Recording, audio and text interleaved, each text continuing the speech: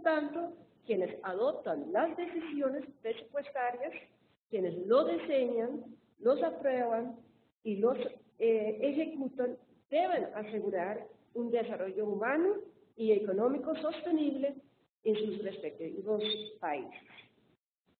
Además, es un documento que orienta y contribuye a una adecuada interpretación de un artículo 4 de la Convención sobre los Derechos del Niño y por consiguiente posibilita a los estados y a todos sus actores involucrados a comprender cómo aplicar las disposiciones interpuestas en dicho artículo.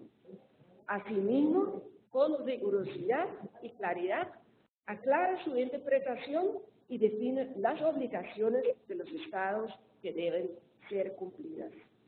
En este sentido, agradecemos enormemente la participación del distinguido doctor Jorge Cardona Llorens, miembro del Comité de Derechos del Niño, que sabemos que su agenda está muy ocupada, pero con más razón nuestro agradecimiento por los aportes de hoy. También a todos ustedes, gracias por su presencia, por querer acompañarnos en esta importante reflexión. Y por supuesto, un agradecimiento al Tribunal Supremo de Elecciones por habernos facilitado este espacio y apoyado con todo lo que tiene que ver con la videoconferencia, sonido y lo demás. Muchas gracias.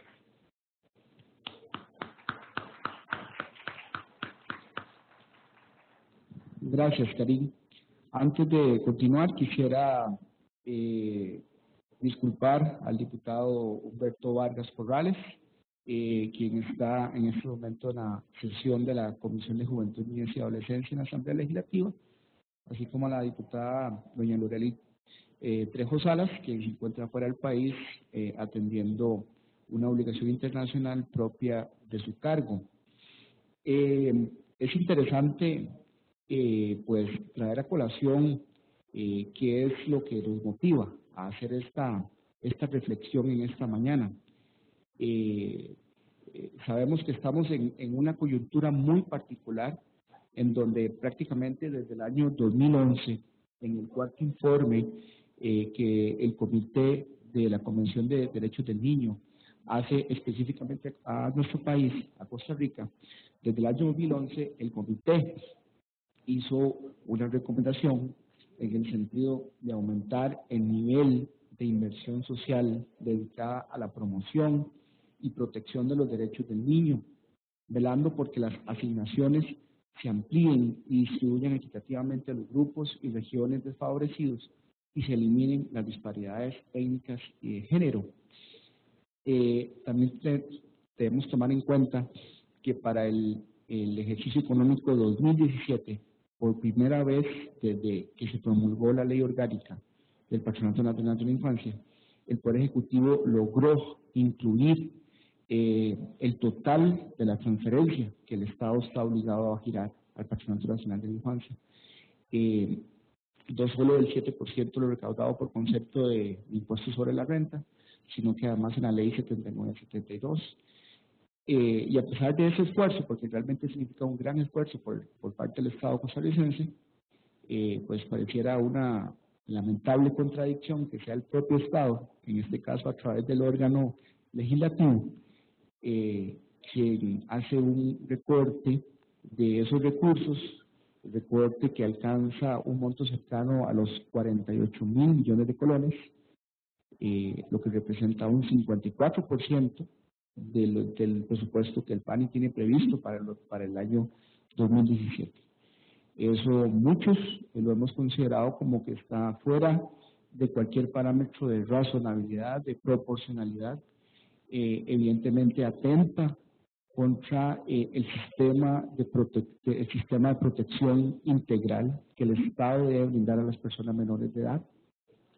También consideramos de que es abiertamente contrario no solo a las disposiciones de la legislación nacional, sino también a las disposiciones de diversos instrumentos internacionales de derechos humanos, entre los cuales podemos citar la Convención Americana sobre Derechos Humanos, la Convención sobre los Derechos del Niño, etcétera. Entonces, nos ha motivado a hacer esta reflexión en esta mañana a partir de lo que el comité dijo recientemente, en septiembre de este año, en su observación general número 19, referente al artículo número 4 de la Convención.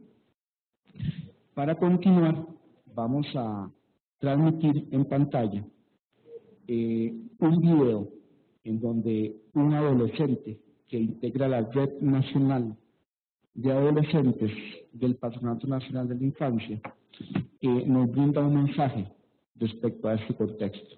¿Qué significa para él como persona adolescente el hecho de que los recursos que el Estado presupuestó para atenderle a él adecuadamente puedan estar en peligro, puedan ser reorientados a otros fines que no son para los cuales la ley constituyó esos recursos? Así que yo le pido al compañero que por favor haga correr el video de esta persona. Buenas, mi nombre es Keila Daniel Loaiza, tengo 14 años, soy de región Cartago, Turrialba, para ser un poco más específicos, y soy el vicepresidente de la Red Nacional de Adolescentes. A lo largo de estos 2 meses, bueno, pues ha salido el recorte del presupuesto al PAN, 7% sobre impuestos de la renta, que bueno, está muy claro en la ley orgánica del PAN, que dice que se le tiene pues quedar este 7%. Si no se le da o se hace un recorte, va contra la ley, por ende es ilegal. Entonces, estamos en contra del recorte del presupuesto, pues claro, porque en realidad es algo que nos involucra a todas las personas, desde niños, niñas, adolescentes, padres, madres, nos involucra a todos. ¿Por qué? Porque es una institución que vela por el bienestar de las personas menores de edad.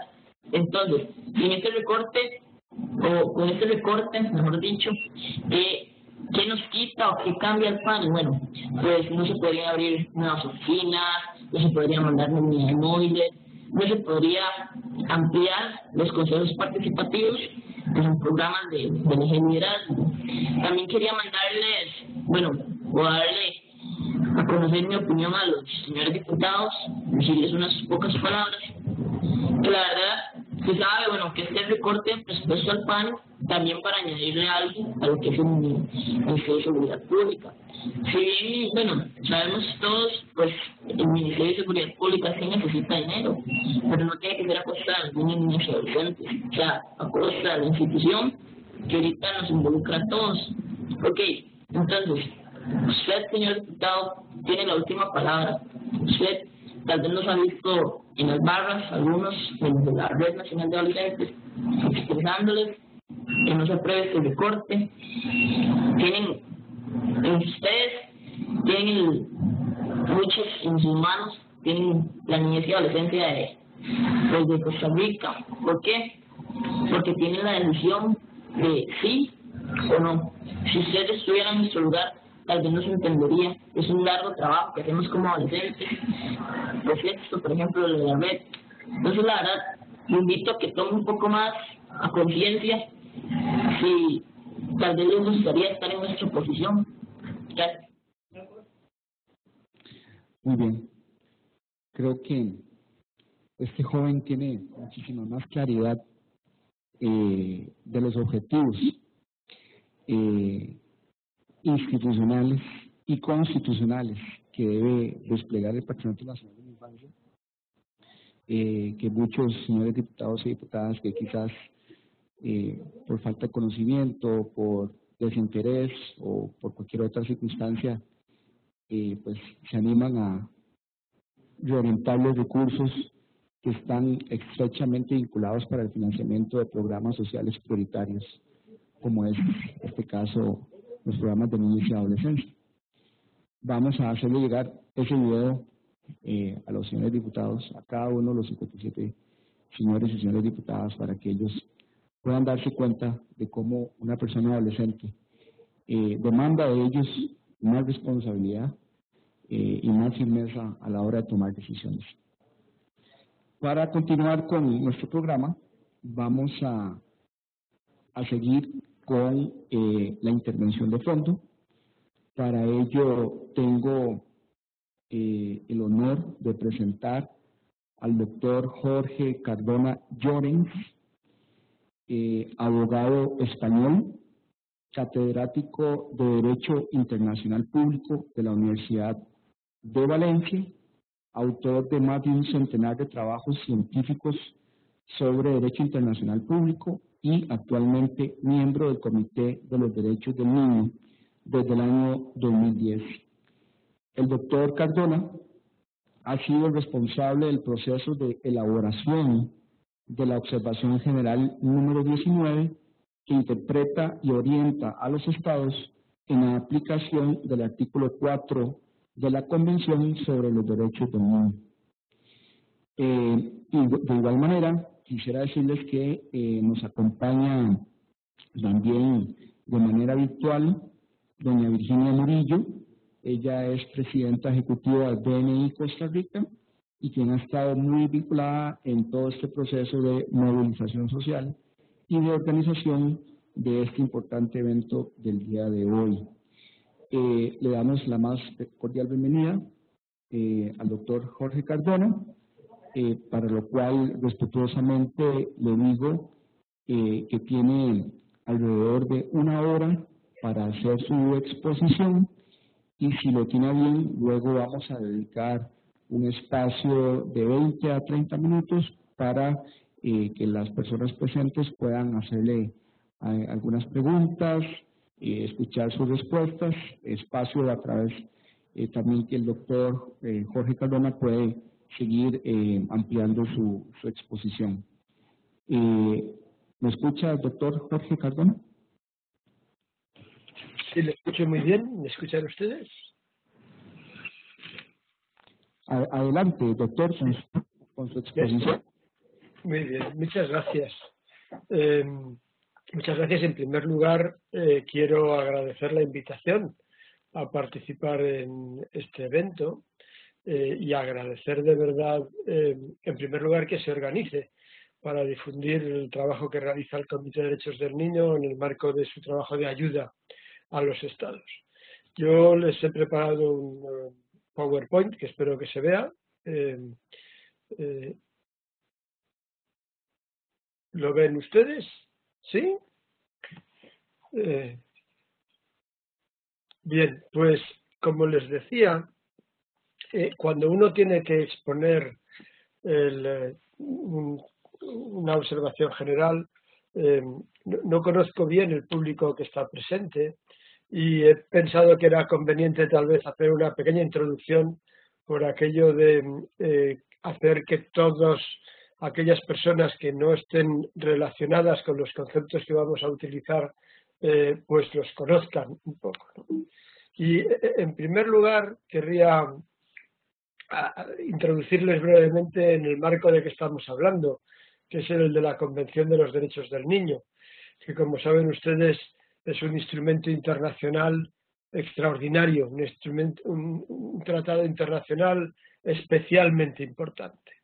Ese tratado internacional, a fecha de hoy, es el tratado más ratificado de todos los tratados que existen en el derecho internacional. 196 estados y medio han ratificado.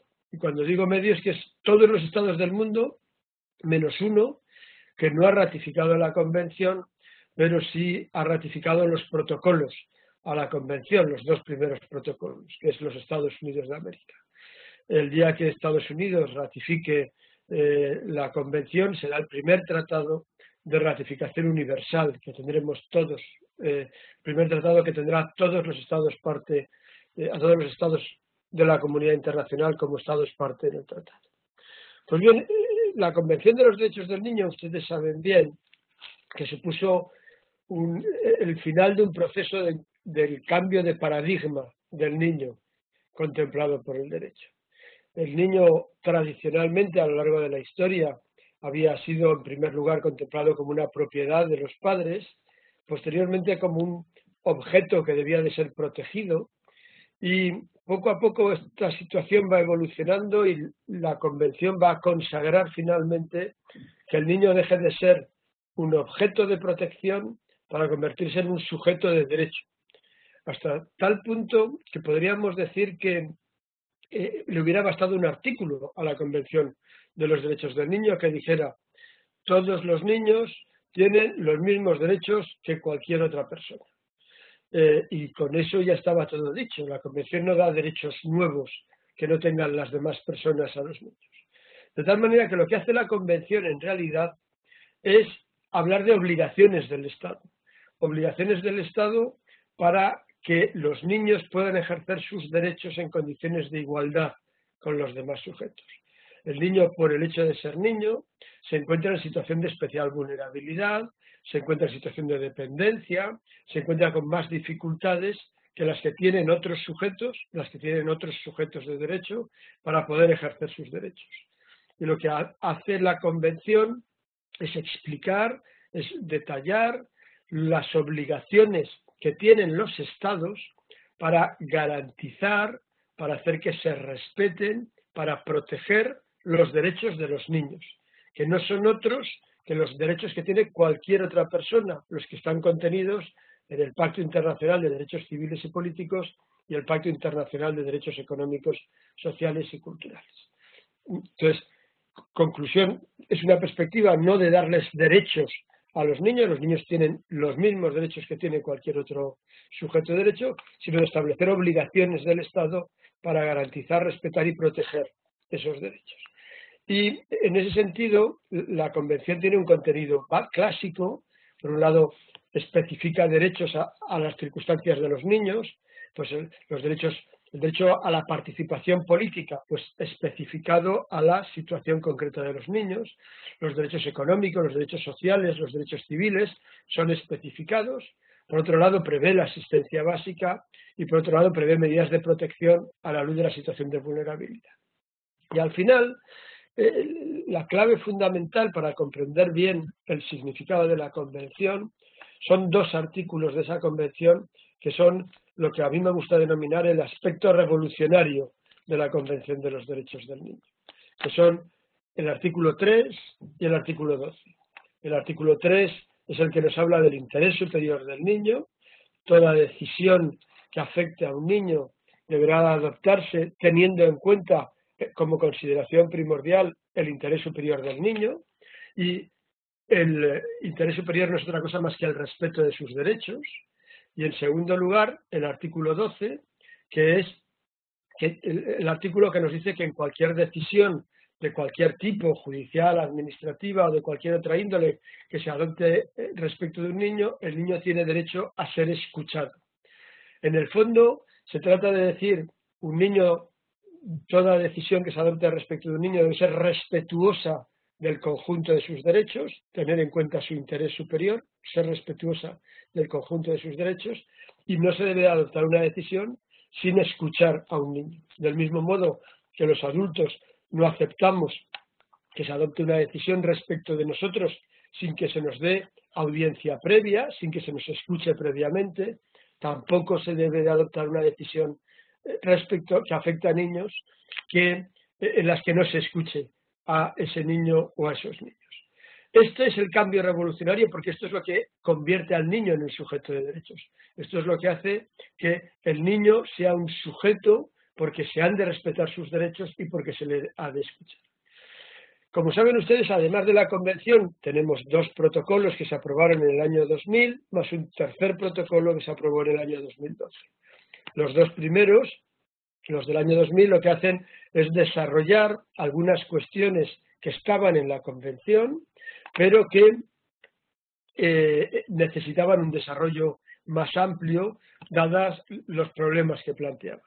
Se trata, en primer lugar, del protocolo sobre venta de niños, prostitución infantil y uso de niños en la pornografía, que es un protocolo que tiene a fecha de hoy 173 ratificaciones, por lo tanto está también en el camino de la universalidad.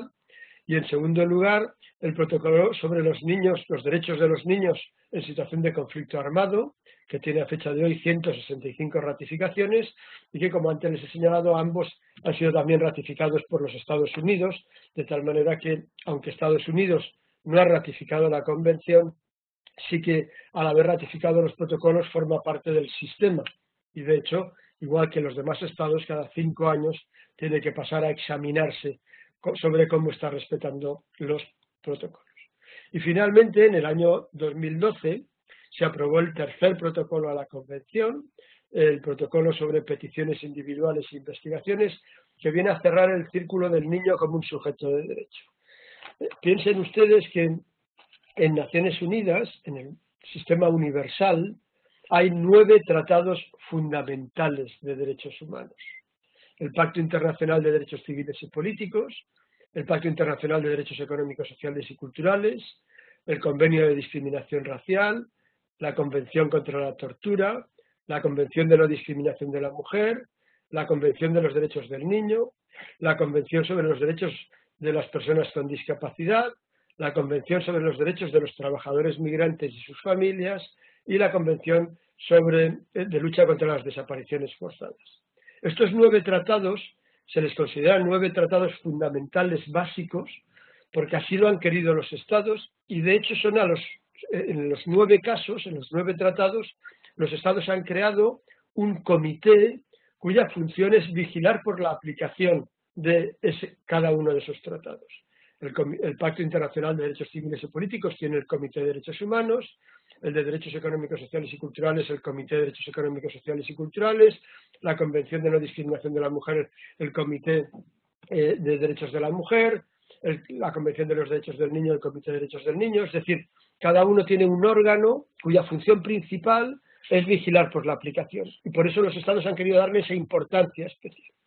Pues bien, en los otros 8 casos, dejando al lado la Convención de los Derechos del Niño, en los otros 8 casos los estados, además de crear el comité, permitían que los titulares de los derechos, cualquier ciudadano en los 2 pactos, o las mujeres respecto del Comité de Derechos de la Mujer, o las personas con discapacidad respecto del Comité de Derechos de Personas con Discapacidad, etcétera, pudieran esos titulares de derechos acudir al comité en el caso de que el Estado en cuyo territorio se encuentren no haya respetado los derechos contenidos en la Convención.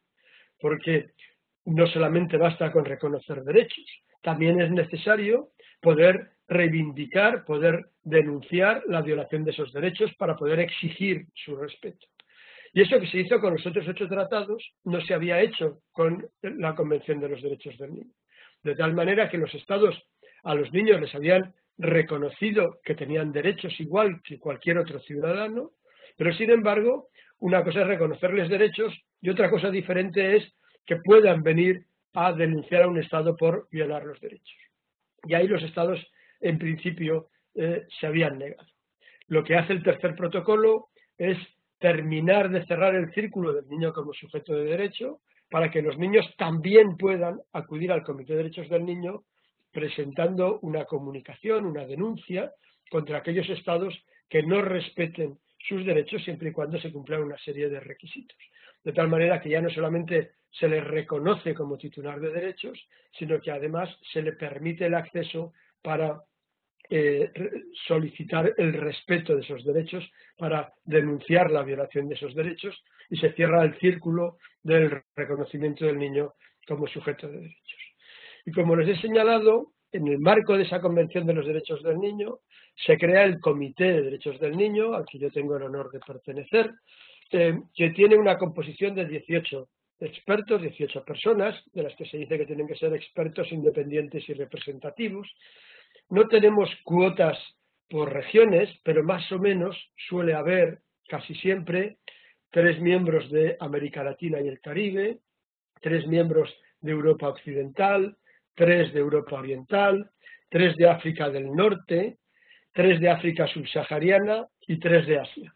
Ya les digo que no es exacto, que hay veces que hay más de una región que de otra, pero más o menos es la idea que se procura tener, y somos personas elegidas por todos los estados, por los 196 estados. Eso significa que no representamos al estado del que somos nacionales, sino que se nos pide que seamos independientes, que seamos imparciales, e incluso, por ejemplo, cuando se habla del estado del que somos nacionales, en mi caso, cuando se habla de España, yo lo que tengo que hacer es ausentarme de la sala para evitar que alguien pueda pensar que voy a defender a mi Estado por el hecho de ser nacional de ese Estado. Entonces se quedan los otros 17 miembros tratando del tema. Pues bien, ese comité del que yo formo parte, formado por estas 18 personas, tenemos 3 reuniones al año, 3 periodos de sesiones, de un mes cada periodo de sesiones, en Ginebra, y nuestra principal competencia es controlar el respeto de la Convención. Todos los estados, los 197, porque Estados Unidos, por haber ratificado los protocolos, también tiene que venir, cada 5 años tienen que venir al comité a presentarnos lo que están haciendo en el ámbito de la aplicación de la Convención. De tal manera que, tras un diálogo con los miembros del comité y habiendo presentado diversos informes por escrito, terminamos formulándoles unas recomendaciones. Y 5 años después tiene que volver el Estado a decirnos qué ha hecho con las recomendaciones que le formulamos, qué otras cosas además de las recomendaciones ha hecho, y de nuevo tenemos un diálogo donde le volvemos a formular recomendaciones. Nuestra función no es juzgar al Estado, nosotros ni le aprobamos, ni le suspendemos, ni le condenamos, ni le absolvemos. Nuestra función es ayudar al Estado, ayudarle formulándole recomendaciones para mejorar su aplicación. Los Estados han ratificado la Convención porque querían y porque voluntariamente así lo han decidido, y nosotros estamos ahí para ayudarles en esta aplicación de la Convención, formulándole recomendaciones. Ahora, junto a esa función de control, tenemos otras funciones, entre las cuales querría destacar el objeto de esta sesión, que son las observaciones generales. En muchas ocasiones, los miembros del comité nos damos cuenta, dialogando con los estados, con los 197 estados, que hay cuestiones que no se entienden bien, o cuestiones que los estados no terminan de ver todas las consecuencias jurídicas de haber ratificado la Convención. Voy a ponerles ejemplos fáciles de comprender. Cuando yo fui elegido miembro del comité hace ya 6 años, en el año 2010, empecé mi trabajo en el 2011, el primer estado del que yo fui relator, en el marco del comité, el comité se reparte los estados a través de relatorías, es decir, no es posible que los 18 miembros nos leamos toda la información de todos los estados que vamos a examinar. Entonces lo que hacemos es que se nombra a 2 o 3 miembros del comité, que son los relatores, los que se leen todo sobre ese estado antes de dialogar con el estado, y de los demás estados de los que no eres relator, pues tú lo que haces es leer aquellas partes, aquella información que tiene más que ver con tu expertise, con tus capacidades. Piensen que en el comité no todos somos juristas, hay juristas, pero hay médicos, hay sociólogos, hay psicoterapeutas, es decir, hay diversas disciplinas con diversas especialidades, y luego dentro de cada especialidad algunos somos más expertos pues en justicia juvenil o en derechos de niños con discapacidad, y otros lo son en cuidados alternativos. Entonces cada uno va leyendo aquello que es de lo que es más experto. Pero del estado del que tú eres relator, tú tienes que leerlo todo y ver todo sobre ese estado. Y el primer estado del que yo fui relator me encontré con que observé que la edad de matrimonio era 14 años para las niñas y 16 años para los niños, salvo que en interés superior de la niña el juez autorice el matrimonio antes de los 14 años. Y claro, yo me quedé con la duda de ¿y para qué será para este Estado el interés superior de la niña, cuando puede llegar a autorizar el matrimonio antes de los 14 años? Y se lo pregunté, y entonces me dijo, bueno, es fácil de explicar. Me dijo, piense usted que en mi país el hecho de que un adulto viole a una niña menor de 14 años está castigado con la pena de muerte, salvo que el violador se case con la niña, en cuyo caso no hay delito. Y yo ante esa declaración, pues me quedé atónito y le dije, no entiendo cuál es el interés de la niña, entiendo el interés del adulto, que ustedes han pasado de ir a condenarlo a muerte, a que le han regalado una niña para que abuse sexualmente de ella todos los días, pero no entiendo el interés de la niña. Entonces me dijo, es que es usted el que no lo entiende, me dijo la ministra jefa de delegación. En mi país, por el hecho de que la niña ha sido objeto de violación, queda segregada socialmente y su único futuro es la prostitución.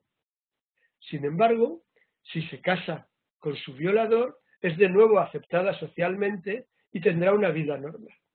Entonces tú te vas dando cuenta de que en ese estado no han entendido lo que es el interés superior del niño, porque eso no es tener una vida normal, han roto la infancia de una niña, la han sometido a abusos sexuales y lo que tienen que hacer es cambiar la mentalidad para hacer ver que esa niña es una víctima. O me encontré con otro estado que en el mismo periodo de sesiones que nos dijo, nosotros hemos prohibido el castigo corporal salvo en interés superior del niño. Entonces te quedabas mirando y decías, ¿y cuándo pensará este señor o las personas de este estado que es en interés del niño, en respeto de sus derechos, pegarle al niño? Entonces nos íbamos dando cuenta de que los estados no entendían el concepto de interés superior. Y ante estas situaciones, ante casos como estos, lo que hace el comité es elaborar una observación general. Es decir, un documento que ha de tener como máximo 10.700 palabras, porque ese es un límite que nos pone Naciones Unidas, pero eso sí, en inglés, que como saben ustedes utiliza menos palabras que el español para decir lo mismo, y por lo tanto es más fácil, pues en 10.700 palabras hemos de explicarle a los estados el contenido de las obligaciones derivadas de la Convención respecto de una materia, el interés superior del niño, el derecho a la educación, la prohibición de los castigos corporales, etcétera, o respecto de algo transversal, los derechos de los niños con discapacidad, los derechos de los niños migrantes no acompañados. A fecha de hoy, el comité ha aprobado hasta hoy 20 observaciones generales. Ahí tienen ustedes en la diapositiva las 20 que hemos aprobado. La penúltima es la que es objeto de esta sesión, la de presupuestos públicos, la número 19, presupuestos públicos para la realización de los derechos del niño, y hace 4 semanas aprobamos la número 20 sobre los derechos de los niños en la etapa de la adolescencia, es decir, sobre los adolescentes y la aplicación de la Convención a los adolescentes. Y estamos en preparación de otras 2 observaciones generales, una sobre niños en situación de calle y otra sobre niños en situación de migración. Bien, estas son las observaciones generales y esta es la finalidad de una observación general. Nosotros, en el diálogo con los estados, nos dimos cuenta que uno de los artículos que planteaba problemas era el artículo 4 de la Convención. El artículo 4 tiene el texto que tienen ustedes en la pantalla. Los estados parte adoptarán todas las medidas administrativas, legislativas y de otra índole para dar efectividad a los derechos reconocidos en la presente Convención. Y nos dábamos cuenta que los estados, esta idea de todas las medidas de cualquier índole, administrativas, legislativas o de otra índole, pues no terminaban de comprender qué era. Y eso llevó muy pronto al comité, en los primeros años, a aprobar una observación general, la número 5, que lleva por título Medidas Generales de Aplicación. Es decir, las medidas que no están especificadas en la Convención, pero que un Estado debe de adoptar para poder hacer eficaces los derechos reconocidos en la Convención. Y en esa observación general número 5, pues señalamos que como mínimo un Estado debía adoptar 9 tipos de medidas. En primer lugar, debía hacer un proceso de reforma legislativa para adaptar la ley a la Convención. No basta con decir, no, la Convención como tratado se incorpora al ordenamiento interno y tiene una jerarquía superior. Ha de revisar también todas sus leyes y ir cambiándolas para adaptarlas a la Convención. Debe desarrollar instituciones de derechos humanos independientes para los niños, debe elaborar estrategias integrales, planes nacionales, agendas integrales para aplicar la Convención, debe desarrollar mecanismos permanentes de coordinación gubernamental para que esté coordinada, porque los derechos no dependen solo de un ministerio, debe de haber coordinación de todas las políticas, debe de realizarse una supervisión sistemática con recopilación de datos desagregados de forma constante y evaluando esos datos, debe de asignarse suficientes recursos para garantizar los derechos, debe de educarse, formarse e incrementar la concienciación sobre la Convención, colaborar en el proceso de implementación en la sociedad civil, garantizar que todos, incluidas las empresas privadas, respeten los derechos. Eran las medidas que nosotros señalábamos. Pero a medida que íbamos, después de esa observación general, manteniendo diálogos con los estados, nos íbamos dando cuenta de que efectivamente los estados han adoptado leyes, han adoptado planes integrales, han adoptado políticas, programas, han realizado acciones de difusión e información, pero no se avanza suficientemente en la aplicación de la Convención. Se han conseguido grandes avances, pero no son suficientes, no se consigue que se implemente la Convención. Y una constante en todos los diálogos con los estados era que íbamos viendo era que o no se asignaban recursos suficientes o los que se asignaban pues no se hacían bien, no se asignaban bien y por lo tanto no de una manera equitativa. Y eso nos llevó a todos los miembros del comité a considerar que era conveniente realizar una observación general sobre las obligaciones de los estados en el ámbito presupuestario, en los presupuestos públicos. Porque lo que nos encontrábamos habitualmente era que la delegación que venía a hablar con nosotros del Estado solía estar y suele estar presidida por el Ministerio de Desarrollo, el Ministro de Desarrollo Social, o el Ministro de Educación, o el Ministro de Justicia, y que cuando vienen a hablar con nosotros nos dicen, no, si nosotros queremos, pero no tenemos recursos para poder hacer eso. Eso no está a nuestro alcance. Y la excusa de que no tenemos suficientes recursos es que el Ministerio de Hacienda, el Ministerio de Presupuestos, no nos da los recursos suficientes. Como si el ministerio que elabora los presupuestos, el Ministerio de Economía, no estuviera obligado por la Convención. Y entonces nos dimos cuenta que era necesario explicarles también a los estados esas obligaciones que en el ámbito presupuestario. Y para eso no solamente fue una idea del comité, sino que tuvimos un impulso importante de la sociedad civil. Un impulso que vino de muchos estados, de muchas organizaciones, pero sobre todo vino de América Latina. Fue la sociedad civil de América Latina la que más fuerza puso demandando que realizáramos una observación general sobre los presupuestos públicos y los derechos del niño. Pero no solamente fue la sociedad civil de América Latina, también africana, europea, asiática. Y esa decisión fue adoptada en el año 2013 y a lo largo de 3 intensos años hemos elaborado una observación general que podemos definir como la observación general que más se ha consultado en la elaboración. En primer lugar, antes de empezar, lo primero que hicimos fue hacer una reunión con expertos de todo el mundo. Buscamos a todos los que hubieran trabajado en temas de presupuestos y derechos del niño, o de presupuestos y derechos humanos en general, a grandes expertos europeos, americanos, africanos, asiáticos, y los convocamos para hablar con el comité sobre cómo orientar esta observación general. Esas reuniones con expertos las hemos seguido manteniendo a lo largo de los 3 años a medida que hemos ido avanzando en el trabajo.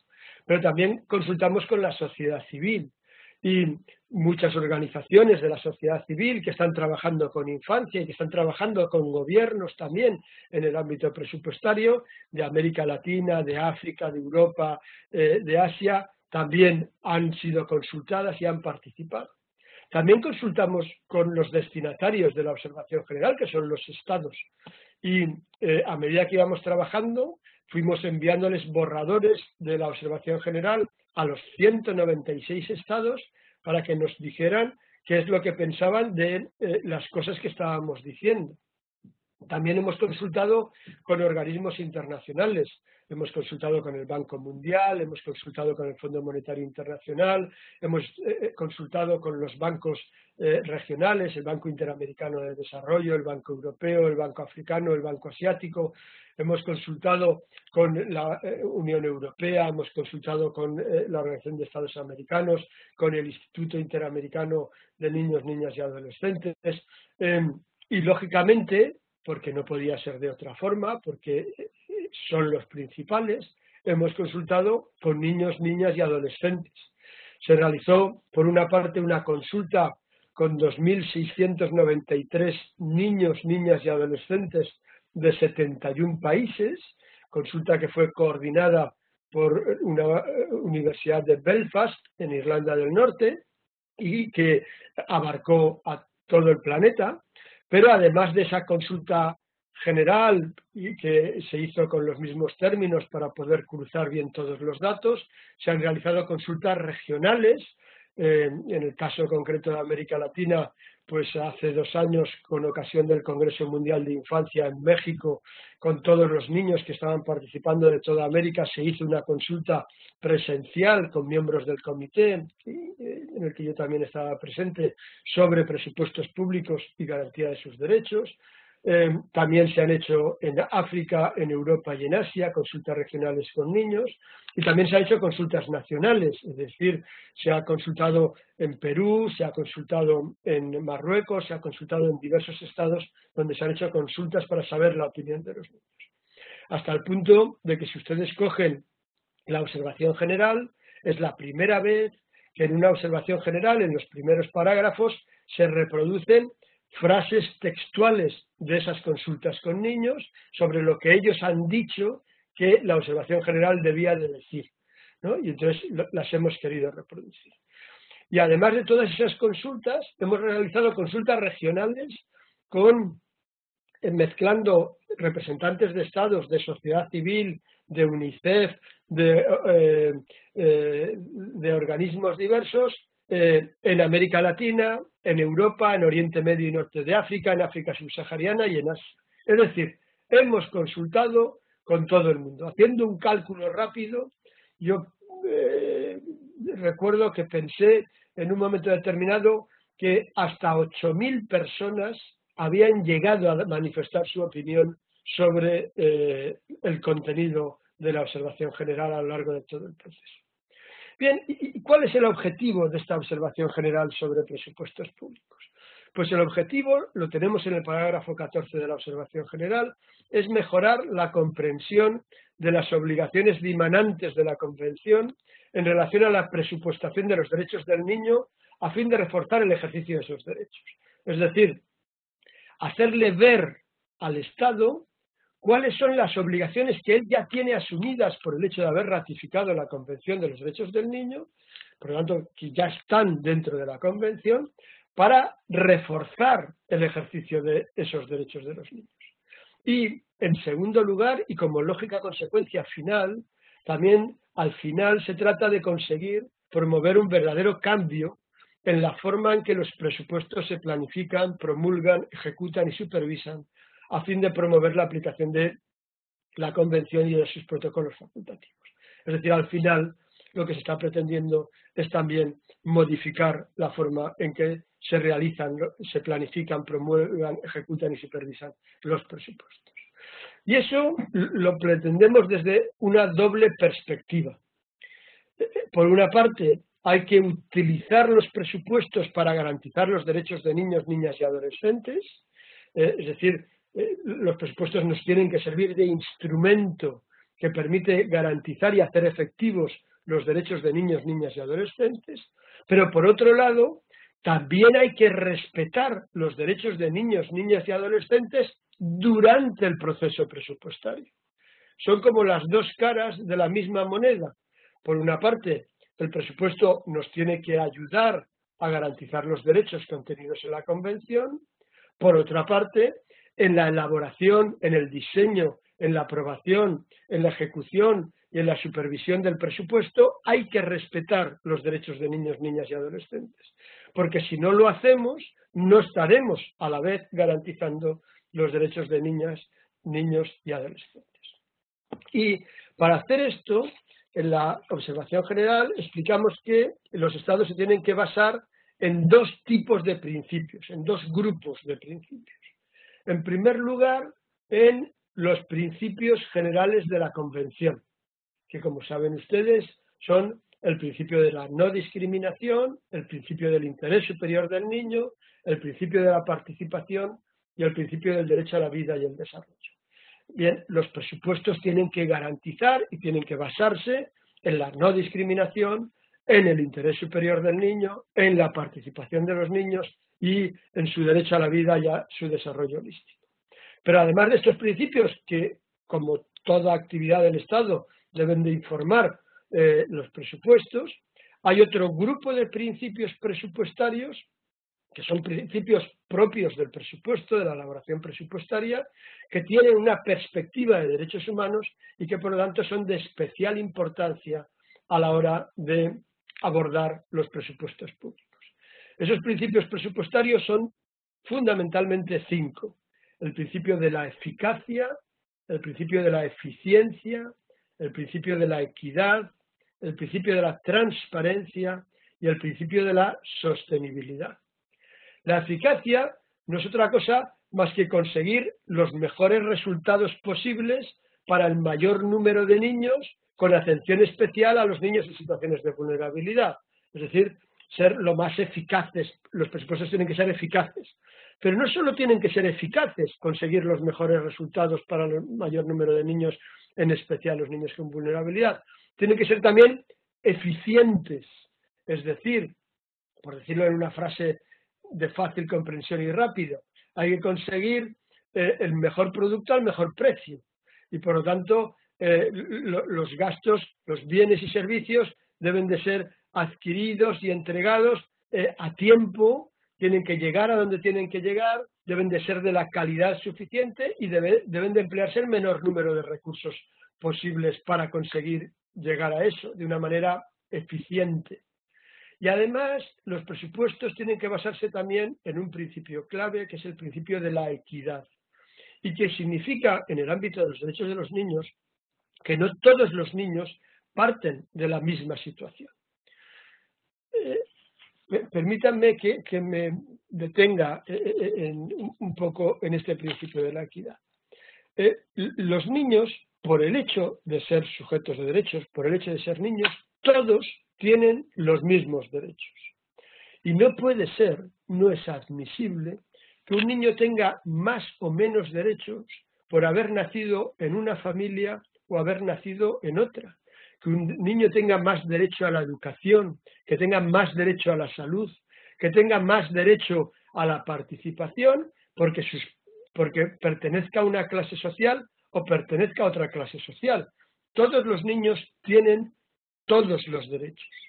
Ahora, el punto de partida para poderlos ejercer no es el mismo. Y sin lugar a dudas, un niño que forma parte de una familia acomodada de renta media alta, tiene un punto de partida para el ejercicio de sus derechos muy diferente del niño que pertenece a una minoría étnica que vive en una zona rural y que además está deprimida económicamente y que se encuentra en una situación mucho más complicada. Por lo tanto, la inversión, el gasto público, debe de tener en cuenta esas diferencias a fin de equilibrar la situación y permitir que todos se encuentren en situación de igualdad. ¿Qué quiere decir eso? Quiere decir que hay que invertir más en aquellos que más lo necesitan y que para eso es necesario detectar bien cuáles son las realidades, cuáles son las situaciones, cuáles son las inequidades que existen en el país entre los niños para poder luego en los presupuestos hacer contribuciones que no van a ser iguales para todos los niños. No se trata de invertir lo mismo en cada uno de los niños, porque no todos los niños se encuentran en una situación de igualdad.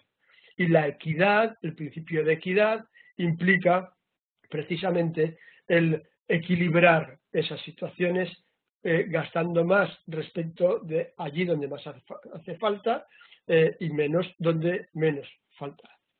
Esto en estudios estadísticos es especialmente grave en algunos estados que cuando se analizan y vienen al comité, en los que vemos que hay estados que incluso llegan a invertir más recursos en niños que se encuentran en clase media alta que los recursos que invierten en niños que se encuentran en situaciones más desfavorecidas económicamente.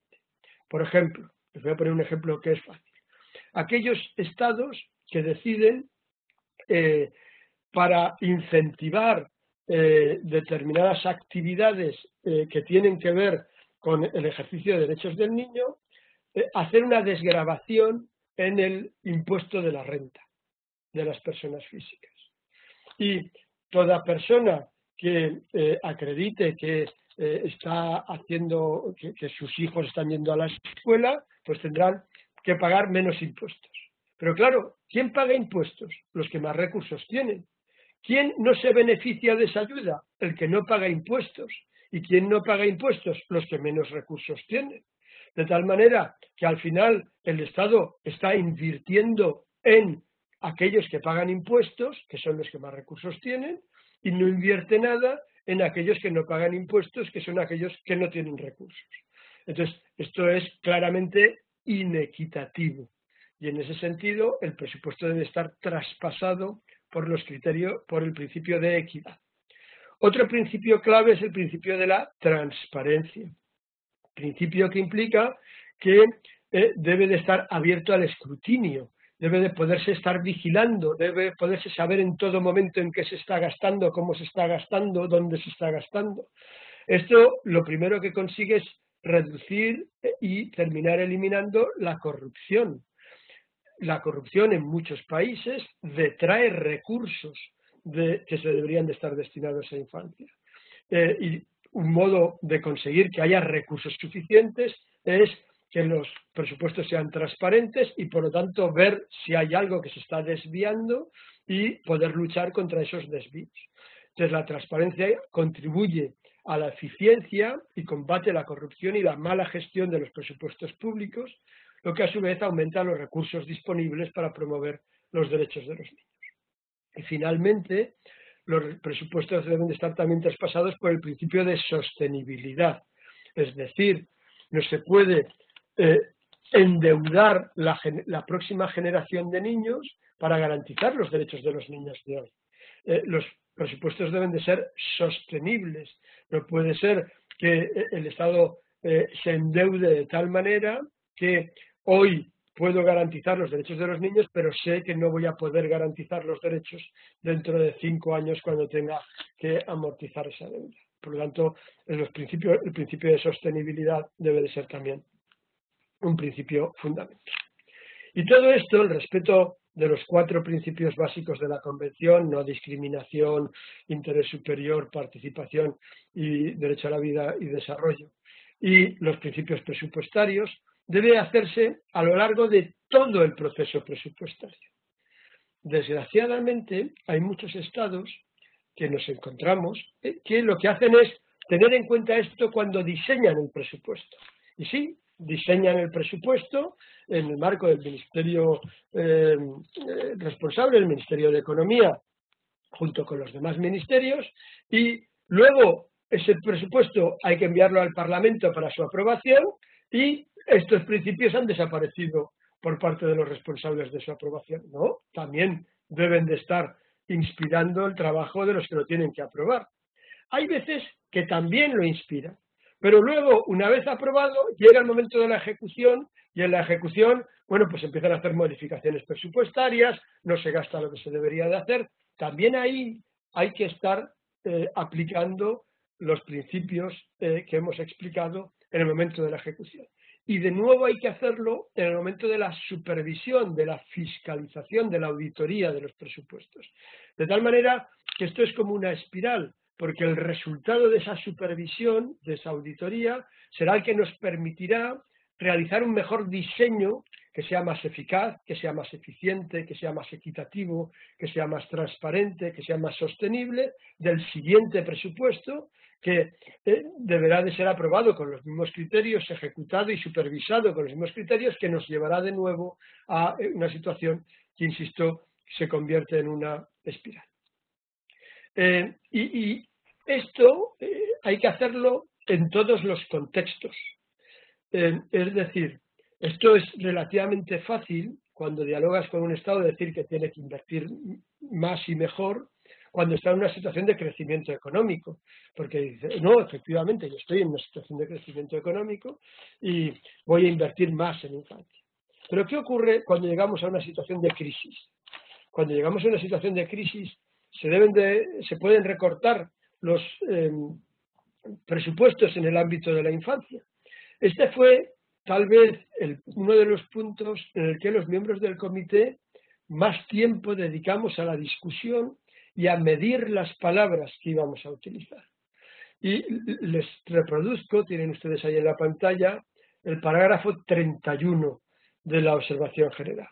En ella se dice que los Estados parte no deben permitir que se deteriore el actual nivel de goce de los derechos. Entonces uno podría decir con esta frase, eso significa que en una situación de crisis económica no se puede recortar nada en temas de infancia.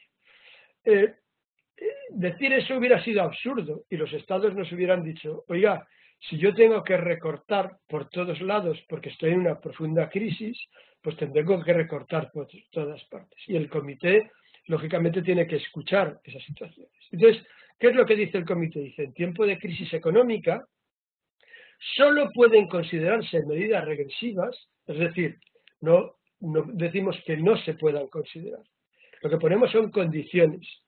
Solo pueden considerarse medidas regresivas después de evaluar todas las demás opciones y asegurar que los niños son los últimos en ser afectados, especialmente los niños en situación de vulnerabilidad.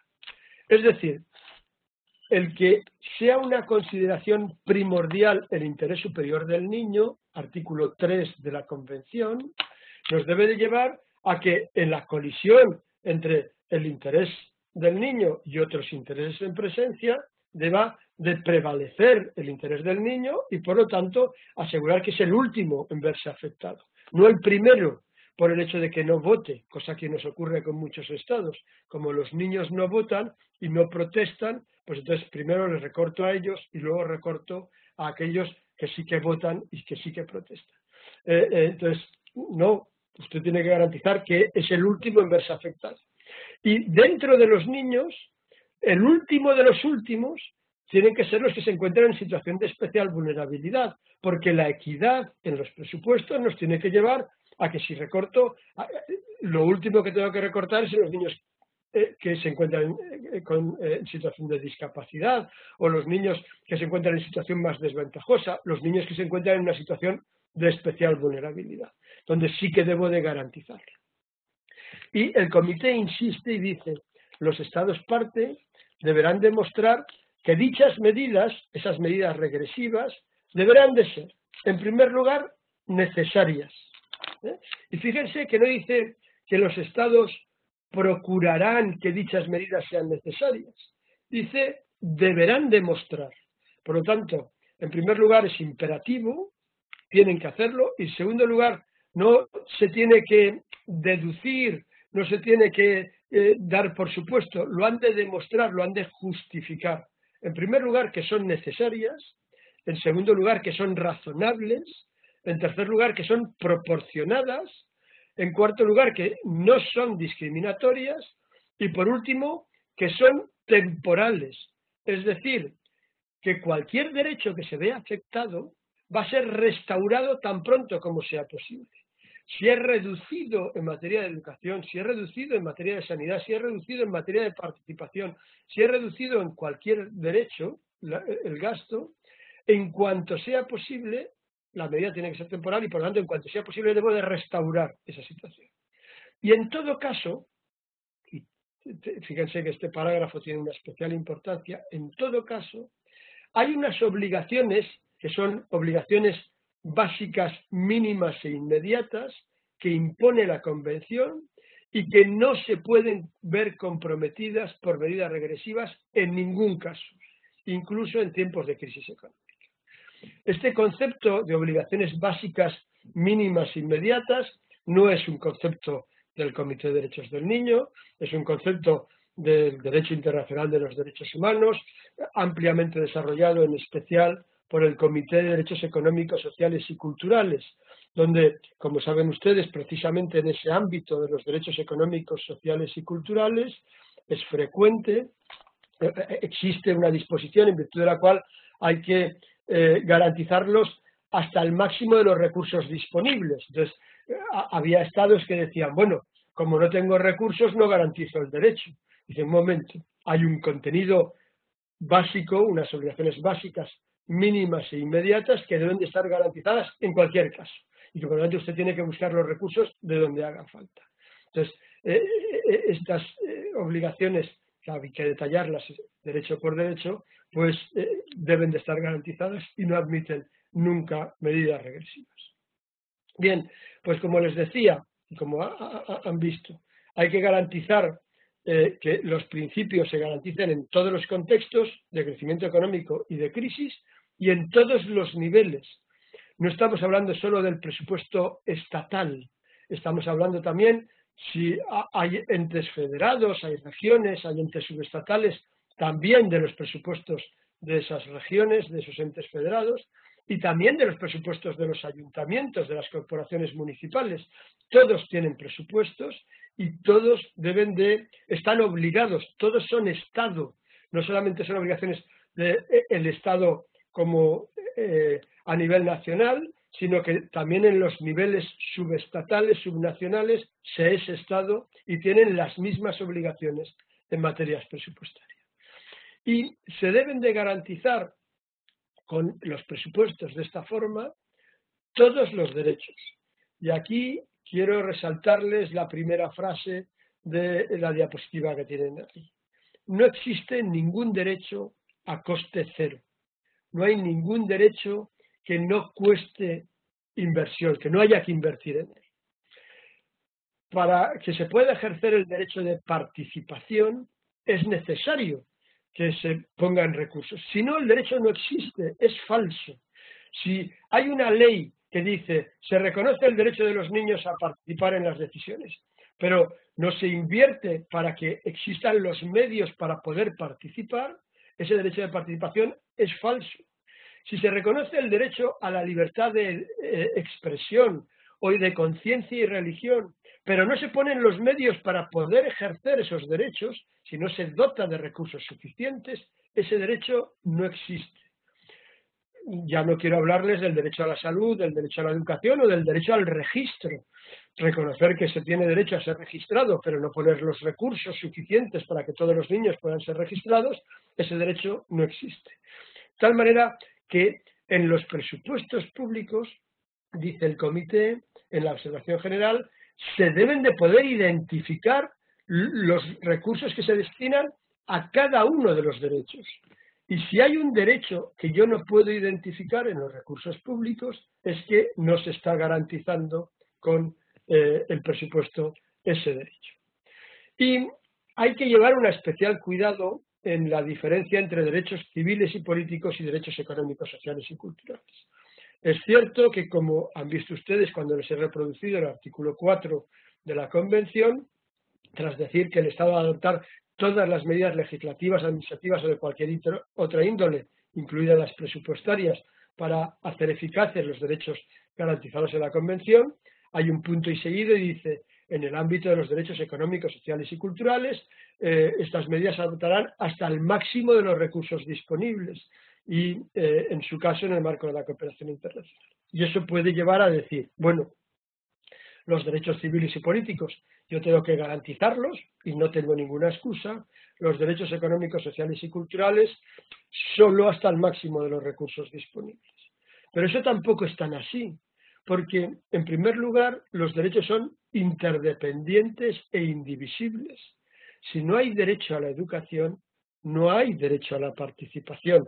La participación es un derecho civil y político, la educación es un derecho económico, social y cultural, pero si no hay educación, no hay participación. El derecho a la libertad de conciencia tiene que estar garantizado también en el ámbito de la educación y de la sanidad. Al final todo está imbricado, por lo tanto no puedo decir no, los derechos económicos, sociales y culturales son para el final. La Guerra Fría ha terminado y hoy en día se reconoce la indivisibilidad y la interdependencia de todos los derechos y por lo tanto la necesidad de que los presupuestos estén garantizando todos los derechos. Y en todo caso, como dice el parágrafo 29, los Estados partes deberán adoptar todas las medidas hasta el máximo de los recursos disponibles en relación con los derechos económicos, sociales y culturales y cuando sea necesario dentro del marco de la cooperación, con miras a lograr progresivamente la plena realización de estos derechos sin perjuicio de las obligaciones que son inmediatamente aplicables, esas obligaciones mínimas e inmediatas, conforme al derecho internacional, que esas hay que garantizarlas en todo caso. Y hay que garantizarlo de todos los derechos de todos los niños. Y de nuevo aquí aparece el concepto de equidad. Voy terminando, porque si no creo que me estoy excediendo ya en el plazo que he señalado, señalando algunas medidas concretas. Si ustedes cogen la observación general, que les recomiendo vivamente, desde hace 10 días la tenemos ya en español, porque hasta hace 10 días la teníamos solo en inglés en la página web, pero ya hay una versión oficial en español en la página web. La observación general tiene 5 partes, 6 partes en realidad, porque las partes estas son disposiciones finales. Pero son 120 parágrafos, y si se dan ustedes cuenta, la parte 5 abarca desde el parágrafo 64 hasta el 119, es decir, es la mitad de la observación general.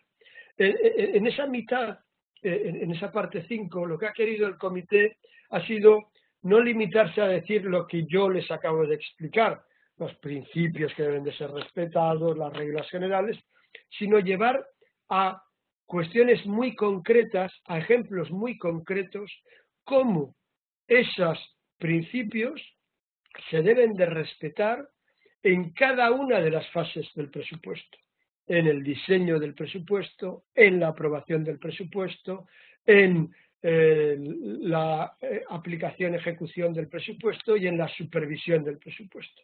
Y lo he ido traduciendo en cuestiones muy concretas, cómo hay que recopilar datos para poder diseñar bien el presupuesto, cómo esos datos deben de ser desagregados, a efectos de buscar la equidad en el diseño, cómo deben de producirse la evaluación, etc. Entonces, yo les he señalado en esa diapositiva algunas medidas concretas que traspasan todas las etapas, como es la evaluación de la realidad, la necesidad de recopilar datos y de estar evaluando esos datos, la necesidad de realizar estudios de impacto antes de cada medida. No es posible que se adopte una medida presupuestaria sin haber realizado un estudio de impacto de esa medida de cualquier tipo en los derechos del niño. Les voy a poner un ejemplo para que de un estado real para que lo entiendan. Llega en un estado concreto, en un estado europeo, cuando llega la situación de crisis económica, que saben ustedes que se agudiza especialmente a partir del año 2008, cuando ven que es necesario ajustar, una de las medidas presupuestarias que se adoptó fue decidir que no recibiría ninguna subvención pública nadie que tuviera una deuda con la hacienda pública.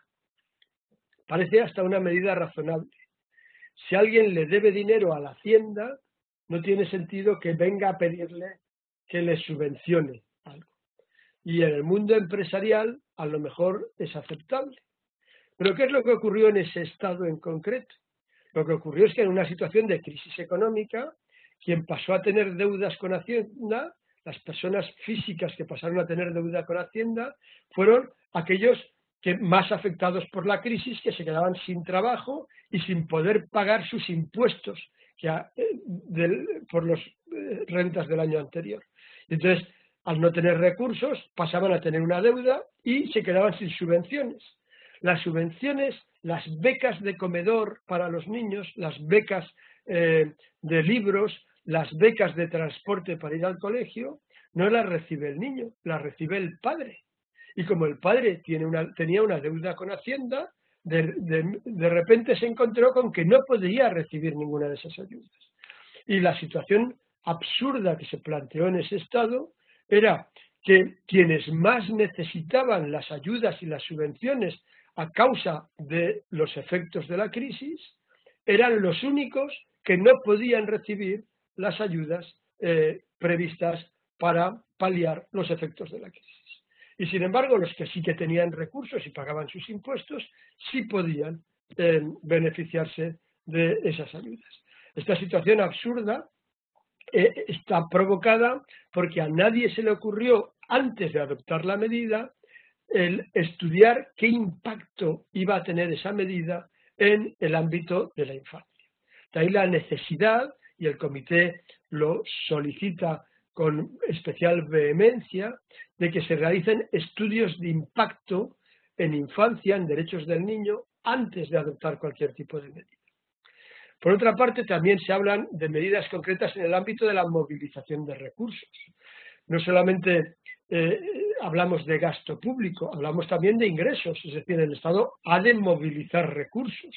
No es posible que un Estado diga, no, yo es que no tengo recursos para garantizar los derechos, pero es que he decidido no cobrar impuestos a nadie, he decidido no dar exenciones fiscales a todo el mundo, y dice, bueno, es que usted también tiene obligación de movilizar recursos. Y por lo tanto, también en el ámbito de los ingresos hay obligaciones derivadas de la Convención de los Derechos del Niño en virtud de los principios que hemos explicado. Y además, si no los tiene, usted debe hacer esfuerzos en el marco de la cooperación internacional para movilizar recursos suficientes para garantizar los derechos. También hay medidas concretas en el ámbito de la correcta planificación del presupuesto, teniendo en cuenta todos los elementos, la formación especializada del personal que interviene. Claro, si nosotros le pedimos al Ministerio de Presupuestos que tenga en cuenta todos los principios que hemos señalado, pero en ese ministerio no hay nadie que sea especialista en derechos del niño, ¿me pueden ustedes explicar cómo va ese ministerio a tener en cuenta los derechos de los niños en el marco del presupuesto? ¿Cómo va a medir el impacto de una medida presupuestaria en infancia si no tiene a nadie que conozca los derechos de los niños? Entonces, es necesario tener personal especializado. Es necesario que los parlamentarios que van a participar en la aprobación del presupuesto tengan conocimientos y se les explique especialmente las consecuencias en el ámbito de los derechos del niño. Los presupuestos no son solo algo económico, donde uno tenga que conseguir una balanza equilibrada y donde uno tenga que conseguir mayor competitividad del Estado.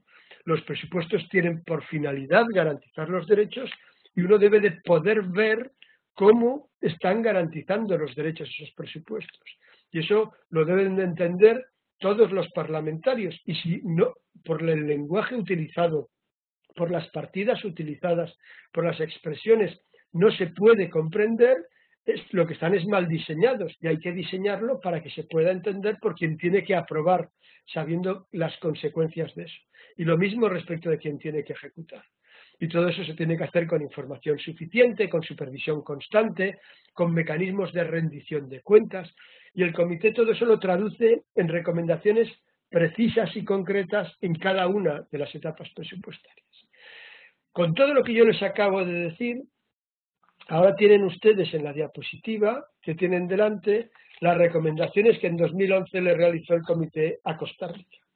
Y si uno tiene en cuenta la Observación General 19, le es más fácil entender esas recomendaciones, donde en el parágrafo 15 venía la preocupación de la falta persistente de un presupuesto adecuado y estable para todas las instituciones públicas encargadas de la promoción y protección integral de los derechos del niño, tanto a nivel nacional como local.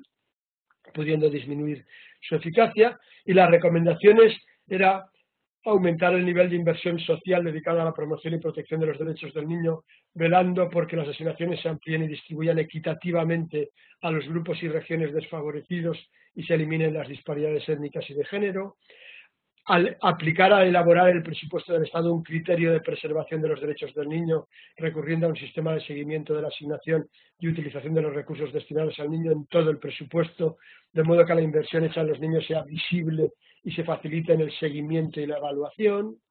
En la medida de lo posible, aplicar las recomendaciones de las Naciones Unidas de poner en marcha la presupuestación basada en los resultados para seguir de cerca y evaluar la eficacia de la asignación de los recursos, seguir protegiendo el presupuesto para la infancia y el presupuesto social contra cualquier perturbación externa o interna, como la situación de crisis económicas, establecer partidas presupuestarias estratégicas para las situaciones que puedan exigir medidas sociales afirmativas, velar por que las autoridades municipales y nacionales rindan cuentas debidamente, solicitar asistencia técnica. Si ustedes se dan cuenta, casi todo lo que dice la observación general, nosotros de un modo preciso y referido en específico, se lo habíamos dicho a Costa Rica en el año 2011.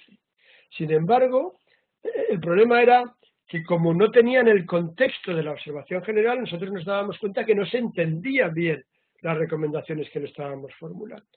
Y en ese sentido hemos considerado necesaria esta observación general. Concluyo ya. En conclusión podemos decir, en primer lugar, que la observación general 19 se basa en la Convención y en otros documentos que ya han adoptado los Estados. La observación general no impone ninguna obligación nueva. No es que hayamos decidido ponerle obligaciones nuevas a los Estados en el ámbito presupuestario. Nos hemos limitado a clarificar las obligaciones que ya tienen los Estados, que ya han asumido los Estados en la Convención y en los protocolos y en otros textos internacionales que ellos también han adoptado como la resolución del Consejo de Derechos Humanos por una mejor inversión en la infancia y otras resoluciones de la Asamblea General. Nos recuerda las obligaciones jurídicas que tiene un Estado en el ámbito presupuestario. Pero esto es importante, no debemos olvidar que invertir en infancia es, además de obligatorio jurídicamente, además de estar obligados jurídicamente a hacerlo, es económicamente rentable. Piensen ustedes que el estudio más pesimista, el más pesimista de todos los que yo he leído, dice que por cada dólar que invertimos en infancia, el Estado recupera 5. Los estudios optimistas dicen que por cada dólar que invertimos en infancia, el Estado recupera 15. Dejémoslo en la mitad. Por cada dólar que el Estado invierte en infancia, lo normal es que recupere 10. Es económicamente muy rentable. Si el Estado invierte en nutrición en primera infancia, va a ahorrar mucho en el ámbito de la salud posteriormente. Si el Estado invierte en educación, va a tener una sociedad mejor educada, mejor formada, que va a tener un trabajo de mayor calidad y que va a producir mayor riqueza. Si el Estado invierte en participación infantil, va a tener una sociedad más democrática, más estable y por lo tanto va a ahorrarse gastos derivados de la inestabilidad. Por lo tanto, es rentable económicamente invertir. No hay que hacerlo porque sea rentable, hay que hacerlo porque además es jurídicamente obligatorio, pero también es rentable. Además es políticamente necesario, porque una sociedad que respeta los derechos del niño, que invierte en los derechos del niño y por lo tanto garantiza con los presupuestos los derechos de los niños, políticamente va a ser una sociedad más estable, va a ser una sociedad en que se garantizan los derechos y la estabilidad es necesaria en la política. Nos evitaremos las revoluciones y los populismos si tenemos una sociedad democrática, respetuosa de los derechos. Y fundamentalmente y por encima de todo, no solamente es jurídicamente obligatorio, económicamente rentable y políticamente necesario, sino que además es éticamente lo correcto invertir en infancia. Y si ustedes quieren sumar todavía un quinto motivo más, en el marco de la Agenda 2030 del desarrollo sostenible, es indispensable, es una necesidad para lograr el desarrollo sostenible de todos los estados, el invertir en infancia. Si cogemos los ODS y vemos que todos los derechos de los niños están ahí y que si no se invierte en garantizar los derechos de los niños, es imposible que un Estado consiga las metas marcadas en la Agenda 2030. Por lo tanto, la observación general lo que pretende es dejar claro que un Estado ya no puede venir al comité y decir de entrada: yo quiero, pero no tengo recursos. Antes de poder decir eso, tiene obligaciones jurídicas fuertes relativas, en primer lugar, a la movilización de recursos, a tener recursos suficientes. Y, en segundo lugar, a la distribución, ejecución y supervisión del empleo de esos recursos que ha obtenido. Hay que movilizar todos los recursos disponibles y, si hay recortes, deben cumplirse las condiciones de que sea un último recurso sin afectar a niños en situación de vulnerabilidad y demostrar que dichas medidas son necesarias, razonables, proporcionadas, no discriminatorias y temporales. En otras palabras, ¿quiénes adoptan las decisiones presupuestarias? ¿Quiénes diseñan los presupuestos? ¿Quiénes los aprueban? ¿Quiénes los ejecutan? Y quienes los auditan deben velar porque se garanticen los derechos de niños, niñas y adolescentes. Todos ellos están obligados por la Convención, y no solo el Ministerio de Educación, de Salud y de Desarrollo Social, también el Parlamento, también el Ministerio de Presupuestos Públicos. Y esa garantía la deben de hacer respetando a su vez en el proceso presupuestario los derechos de los niños, incluido el derecho de los niños a ser escuchados. Termino con esta diapositiva. Hay una frase de Nelson Mandela que a mí me gusta especialmente, que dice: no puede haber una revelación más intensa del alma de una sociedad que la forma en que trata a sus niños. Pues bien, parafraseando esa frase, podríamos decir, tras leer la Observación General 19, que no hay una revelación más intensa del alma de una sociedad que la forma en la que invierte para garantizar los derechos de sus niños. Muchas gracias por su atención.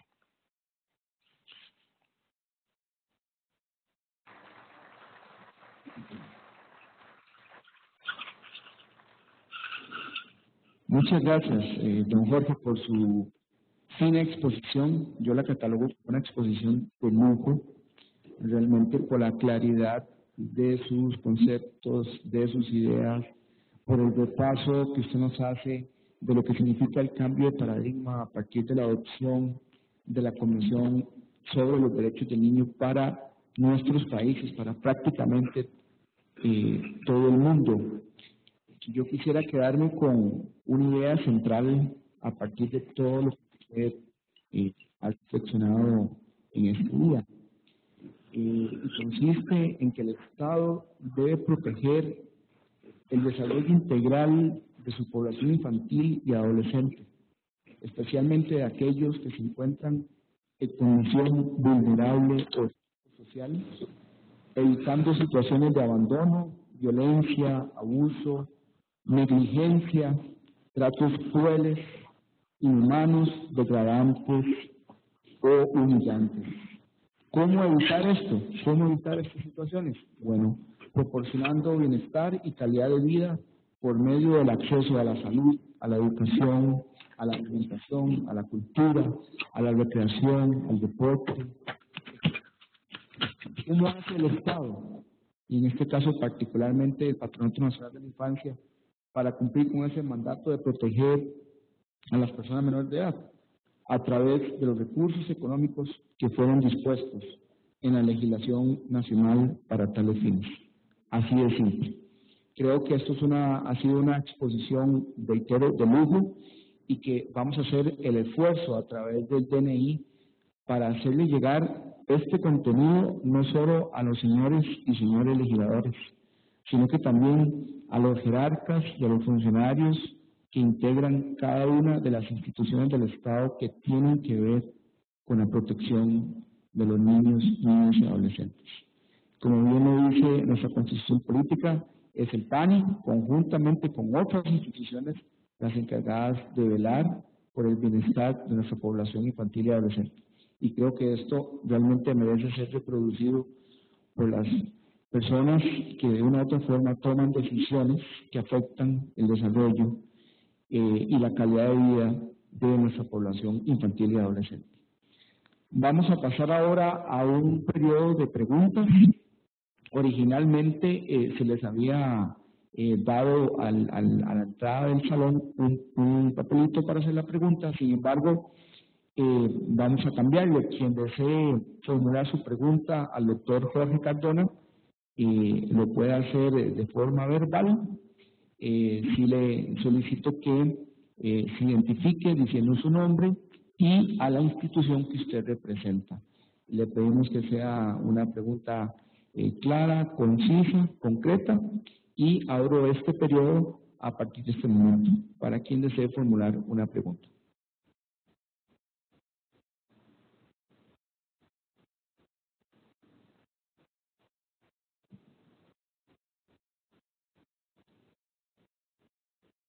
¿Alguna persona desea hacer alguna pregunta?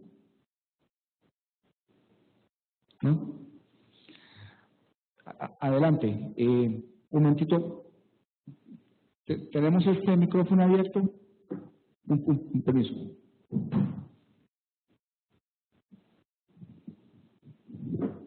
Hola.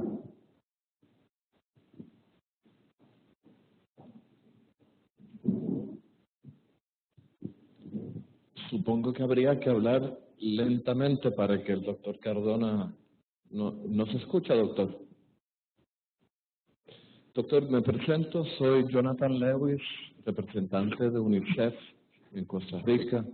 Muchísimas gracias por esa excelente exposición, sumamente motivadora y particularmente para la audiencia que se encuentra aquí el día de hoy con elementos y estrategias muy propicias para todos nosotros que estamos trabajando en este medio tan importante como es el de los derechos de la niñez.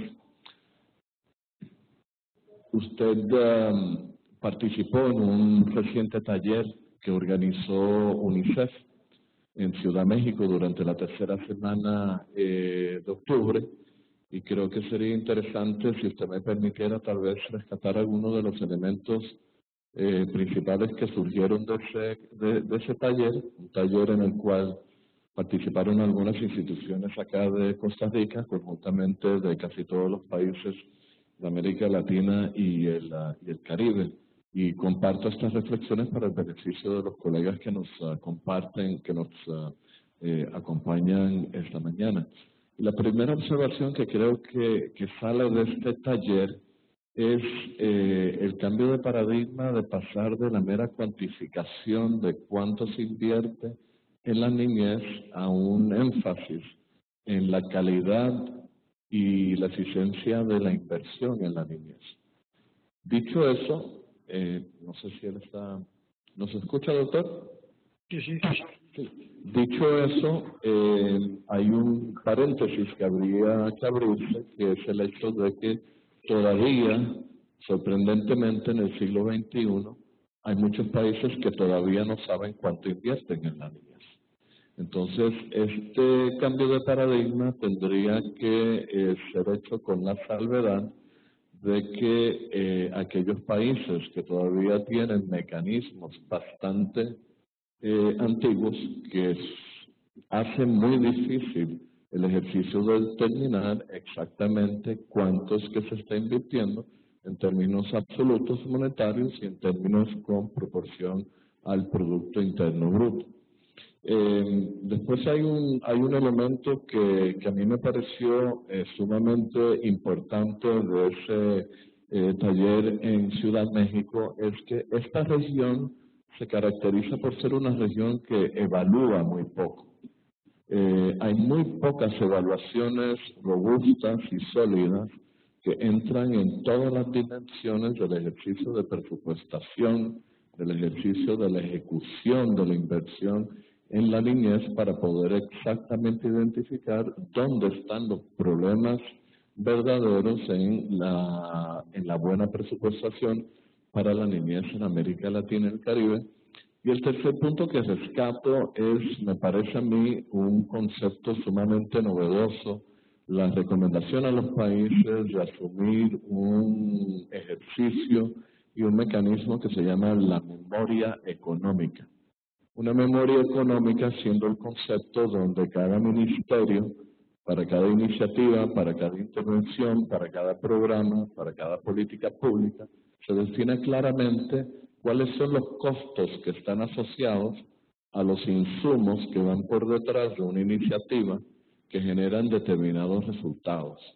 Y ese enfoque de presupuestación e implementación en base a resultados también es un enfoque que todavía está bastante incipiente en muchos de nuestros países y es fundamental, me parece a mí, que una de las oportunidades que tenemos de cara a los ODS, y recordar aquí a la audiencia que el 60% de las metas asociadas con los ODS son metas directamente relacionadas con la niñez. No obstante, si no hacemos mucho más riguroso la asociación entre el insumo y el costo del insumo y la medición del resultado, vamos a tener dificultades exigiéndole a los estados que rindan cuentas sobre la implementación de los objetivos de desarrollo sostenible. Era no más eso, estamos en el proceso de finalizar la ayuda a memoria de este taller. Queremos ya que sea una ayuda a memoria pública para que pueda ser compartida con todos los países en la región para fortalecer sus capacidades, saber que tienen una total obligatoriedad en la implementación de las recomendaciones de la Observación General número 19. Muchas gracias. Muchas gracias. ¿Contesto a esta, reacciono un poco a esta intervención antes de la próxima pregunta o hay otras preguntas? Vamos a darle la palabra de una vez a doña Ana Teresa. Sí, muchas gracias. Muchas gracias, don Jorge. Ana Teresa León, del Patronato Nacional de la Infancia. Nuestra preocupación, posiblemente usted está informado, el gobierno por primera vez, después de más de 16 años, gira los fondos que le corresponden al Patronato Nacional de la Infancia. No obstante, la Asamblea Legislativa, los legisladores deciden recortar ese presupuesto drásticamente. Bueno, en este momento no sabemos en qué va a quedar, está en discusión.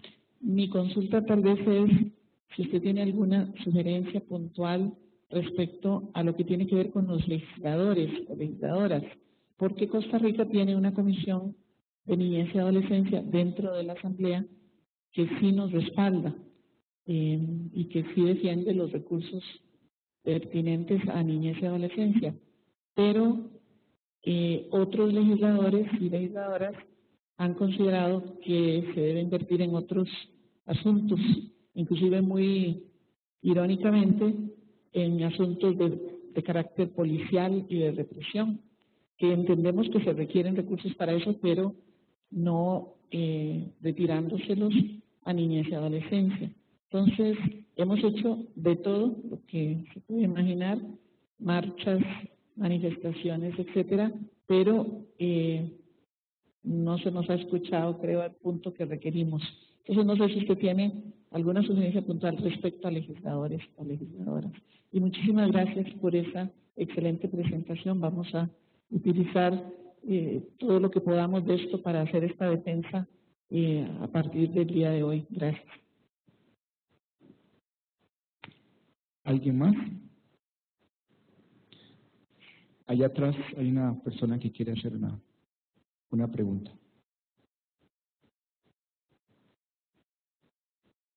Muy buenos días, mi nombre es Alison Quintanilla. Vengo en representación de la Asociación de Estudiantes de Planificación Económica y Social de la Universidad Nacional. Muy agradecida con la exposición del doctor Jorge Cardona. Y mi pregunta básicamente se refiere, citando al comentario que hace el doctor, sobre que estos recortes responden a la percepción de se recorta a una población que no vota y que tampoco sale a las calles. En ese sentido, yo lo puedo traducir a que es una población que no tiene participación y decisión efectiva en los espacios de los aparatos del Estado. Entonces, tienen que estar las organizaciones y las instituciones, digamos que defendiendo las agendas políticas de la población menor de edad. Y en ese sentido, yo quisiera saber cuáles son las recomendaciones del doctor para eliminar esta perspectiva adultocéntrica y conservadora que existe en los aparatos del Estado, para que entonces existan espacios de decisión efectivos de las personas menores de edad para tomar decisiones. Por ejemplo, en espacios como este, que tuvieran participación, que tuvieran voz las personas menores de edad, hace más efectivo que las personas como población tengan acceso a ser garantes, digamos, de lo que hablamos al inicio, que sean sujetos de derecho y no objetos de cuidado. Y en el ejemplo, poniendo ejemplos de Costa Rica, lo que tengo entendido es que mediante el patronato se están trabajando con consejos participativos de niñez y adolescencia, lo que es la Red Nacional de Adolescentes. Sin embargo, esos esfuerzos son muy importantes, pero aún así hay que incentivar a que no sean solo espacios de personas menores de edad las que se conformen, sino que los espacios de la sociedad civil, ya sean juntas de desarrollo, juntas de salud, que tienen participación en la comunidad, también exista un espacio para las personas menores de edad y que entonces ellos tengan parte y tomen decisión en las decisiones políticas locales, regionales y nacionales que se discuten a nivel nacional. No sé si es una recomendación efectiva, tal vez el doctor lo pueda analizar mejor, pero creo que hace falta de que la misma población pueda tener participación, y es por lo mismo que entonces los recortes se hacen a una población que no se puede defender realmente a lo que suponen ellos, y que entonces es todavía más fácil recortarles el presupuesto que va dirigido a sus agendas. Esa sería mi pregunta. Gracias. Muchísimas gracias. Una pregunta más. Sí, muchas gracias, don Jorge. Marvin Castro, del Patronato Nacional de la Infancia. O sea, también alguna recomendación que usted nos pueda hacer, pensando en la experiencia de algunos otros países que les ha sucedido lo mismo, ¿verdad? Que les ha sucedido lo mismo en el Parlamento, en la Asamblea Legislativa, con un presupuesto como el que le está sucediendo al nuestro. ¿Qué estrategias han tomado esos países? ¿Qué medidas han tomado esos países con relación a estas medidas de recorte? Muchísimas gracias. Adelante, don Jorge Cardona. ¿Me oye bien? ¿Sí? Bueno, vamos a ver. Empiezo por la cuestión, por la intervención del representante de UNICEF, que efectivamente ha hecho un resumen bastante bueno del taller que tuvimos en México hace, ya no me acuerdo cuánto tiempo, porque desde entonces he ido ya a muchos sitios, a Colombia y a otras varias partes, pero sí, hace unas 3 semanas. Comparto sus puntos de vista, pero no termino de compartir la salvedad que realiza. Es cierto que cada vez más ponemos el acento en la calidad del gasto más que en la cantidad del gasto. Y es cierto también que sigue habiendo muchos estados, desgraciadamente, que es que no sabemos qué están gastando en infancia, porque no presupuestan con perspectiva de infancia y por lo tanto no es fácil saber qué están gastando en infancia en las diversas partidas presupuestarias. Y en ese sentido, esto tiene que ver con la calidad, porque yo no puedo saber si el gasto es eficiente o no es eficiente, si es eficaz o no es eficaz, si no sé cuánto estoy gastando. Entonces, al final estamos hablando siempre de lo mismo. La clave, lo que yo creo que es importante señalar en el cambio de paradigma que señalaba, es que no siempre es hablar de gastar más. Hay veces que lo que decimos es que hay que gastar mejor, que normalmente hacen falta más recursos, sí, pero también es cierto que gastando mejor los recursos que se tienen, invirtiendo mejor los recursos, movilizando mejor los recursos, podemos conseguir muchos mejores resultados. Entonces, en ese sentido, la cantidad siempre es importante, y para eso es importante también saber cuánto se está gastando, pero también es importante el cómo se está gastando y cómo se está movilizando recursos. Entonces, yo creo que eso es muy importante. Y luego, en relación con esta intervención y con otras que han salido después, otra de las conclusiones importantes del taller de México ha sido la creación de una red de ministerios de economía de los diversos estados de América Latina para intercambiar buenas prácticas, ¿no? Entonces, en ese sentido, yo creo que ese es un elemento que hay que reforzar especialmente, porque dentro de América Latina hay una enorme heterogeneidad. Uno no puede comparar la situación de Costa Rica con la situación de Brasil o con la situación de Chile.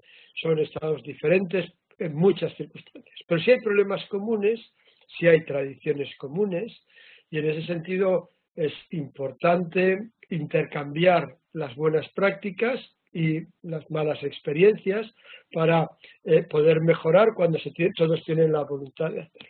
Entonces, por lo demás, me ha parecido un resumen extraordinario. Respecto del problema concreto que se plantea en estos momentos en Costa Rica con la postura del Parlamento en relación con los recortes y posibles recomendaciones a formular por mi parte, la primera es explicar una y otra vez, todas las veces que haga falta, que estamos hablando de obligaciones jurídicas, no estamos hablando de una decisión política única y exclusivamente. Y el comité lo ha dicho claramente en la observación general, que ha dicho estamos hablando de una obligación jurídica y una obligación exigible ante los tribunales. Entonces, en ese sentido, el hecho de aprobar un recorte en el ámbito de infancia que no cumpla los requisitos exigidos no por la observación general, insisto, sino por la convención. La observación general lo único que hace es explicitar lo que está ya en la convención, supone violar el derecho. Entonces, además de ese argumento jurídico, argumento de, miren ustedes tienen que respetar la Convención de los Derechos del Niño, porque tienen que respetar la Constitución de Costa Rica y así exige que se respete. Además de ese argumento jurídico, hay que utilizar los otros argumentos. El argumento económico de la rentabilidad, porque es importante también utilizarlo, el argumento ético y el argumento del desarrollo sostenible. El de político, pues posiblemente sea el que menos atienda el conseguir la necesidad política de invertir en infancia, porque claramente no lo están viendo. Pero el jurídico, el económico, el ético y el del desarrollo sostenible creo que son argumentos importantes. Y en ese sentido me permitiría resaltar los parágrafos 87 a 93 de la observación general, son 2 páginas, que vienen referidos a obligaciones por parte de los parlamentarios.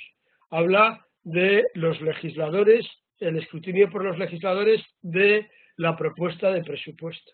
Y en esos parágrafos el comité empieza por subrayar la importancia de los legisladores, tanto a nivel nacional como subnacional, la responsabilidad que tienen respecto a una información detallada, una información amigable y comprensible sobre la situación de los niños y una clara comprensión de cómo el presupuesto, la propuesta de presupuesto va encaminada a mejorar el bienestar de los niños y a promover sus derechos, y la obligación que tienen todos ellos de evaluar y medir el impacto de cualquier recorte que quieran hacer. Es decir, si el presupuesto para el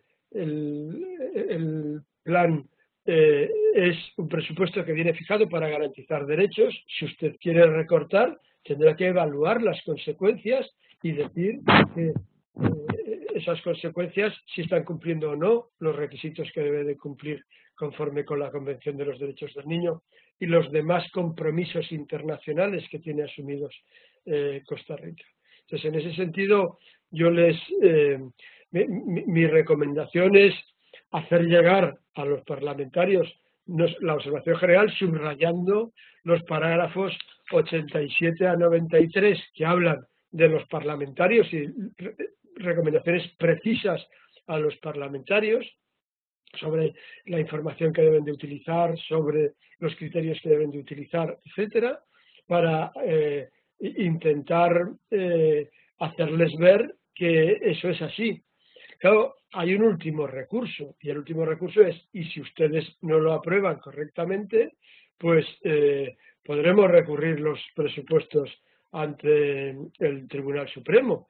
No sé bien, no recuerdo bien el sistema de Costa Rica, si es ante el Tribunal Supremo o si tienen Tribunal Constitucional, pero efectivamente cuando no se respetan las obligaciones internacionales asumidas en el Estado y incorporadas al ordenamiento interno, pues hay una responsabilidad jurídica por no hacerlo y quien se ve lesionado debe de poder hacerlo, ¿no? Debe poder reclamar y deben de existir vías para hacerlo. Entonces, antes de ello, sin lugar a dudas, hay que realizar el trabajo político de convencimiento y de convencerles.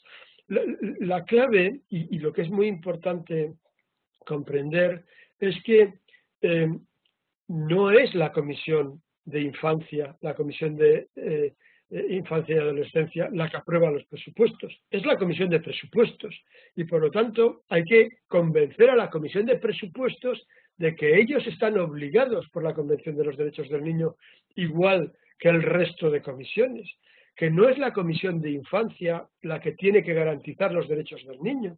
La Comisión de Infancia es la que tiene que controlar, la que tiene que vigilar, la que tiene que informar sobre la legislación en materia de infancia. Pero todo el Estado, también la Comisión de Presupuestos, está obligado a garantizar los derechos de la Convención de los Derechos del Niño, como está obligado a garantizar los derechos de los otros tratados en materia de derechos humanos. Y esa Comisión de Presupuestos tiene que ser consciente de sus obligaciones. Cuando nosotros hablamos en la observación general de los parlamentarios, no hablamos de los miembros de la Comisión de Infancia, hablamos de los miembros de la Comisión de Presupuestos, porque son ellos los que tienen que aprobarlo. En segundo lugar, finalmente, en relación con esto y con independencia de que podamos dialogar un poco más al respecto, me ha gustado especialmente la intervención realizada por Alison, creo que se llamaba la adolescente que ha hablado de la visión adultocéntrica, pero que ella misma nos ha dado la solución. Ella misma ha estado explicando cómo para eliminar esa visión adultocéntrica la clave son tener espacios de participación, hacer que los niños puedan participar y no solamente ser oídos, sino ser escuchados, que es mucho más que ser oídos, y que se rinda cuentas ante los niños. Para eso está la Observación General 12. En la Observación General 12, el Comité ha explicado a los Estados el contenido de sus obligaciones derivadas del derecho de los niños a ser escuchados y a participar. Entonces, yo recomiendo a Alison que efectivamente se repase la Observación General 12 y la difunda y la haga conocer, puesto que ahí se está hablando de ello. También la Observación General número 20 es especialmente importante. La 20, que es la última, la que aprobamos hace un mes, sobre los derechos de los niños en la etapa de la adolescencia, porque es la etapa de la adolescencia la etapa principal de participación. En el equilibrio que mantiene la Convención en todo momento entre protección y empoderamiento en el ejercicio de derechos, los niños, por una parte, son sujetos de derecho que deben de verse empoderados y ejercer con autonomía sus derechos, pero por otra parte son sujetos que se encuentran en situación de vulnerabilidad y que por lo tanto deben de ser protegidos. En ese equilibrio entre protección y empoderamiento, claramente cuando hablamos de la primera infancia, prima la protección sobre el empoderamiento. Un niño o niña de 2, 3 o 4 años, pues claramente debe de primar las medidas de protección que las medidas de ejercerle, de permitirle el ejercicio autónomo de sus derechos, aunque tenga derechos y deba de poder ejercerlos en la medida de su madurez. Pero en la etapa de la adolescencia, el empoderamiento y el ejercicio autónomo de los derechos, incluido el derecho de participación, el derecho de libertad de expresión, el derecho a emitir su opinión, priman sobre la protección. Y en ese sentido debe de tenerse en cuenta que los niños, niñas y adolescentes son sujetos en evolución y que no es lo mismo hablar de un adolescente de 16 o 17 años que hablar de un niño de 3 o 4 años o de 10 años. Entonces, y que en ese equilibrio, en esa participación, es necesario que su voz sea escuchada y que efectivamente su participación se vaya incrementando con incidencia social y política. No sé si con eso he respondido a todas las preguntas que se me habían. Sí, don Jorge, nos ha solicitado una intervención adicional el señor representante de UNICEF en Costa Rica. Adelante. Sí, perdón, y pido disculpas por tomar la palabra nuevamente, pero sí me genera una cierta duda o una curiosidad la intervención que hizo la colega de la Universidad Nacional, y es el tema de la conexión de todo lo que estamos conversando ahora y el tercer protocolo facultativo sobre un mecanismo de comunicación. Entonces yo me pregunto si es que el mecanismo de comunicación que se establece en el tercer protocolo facultativo es para que una niña, un niño, un adolescente o un grupo de ellos, ante una vulneración de derechos que no haya sido restituida, después de seguir todos los procedimientos documentados en el tercer protocolo facultativo, ese niño, niña o adolescente o ese grupo puede hacer recurso de lo que se brinda o lo que se documenta como un procedimiento para llevar, digamos, una preocupación o una queja directamente al Comité sobre los Derechos del Niño.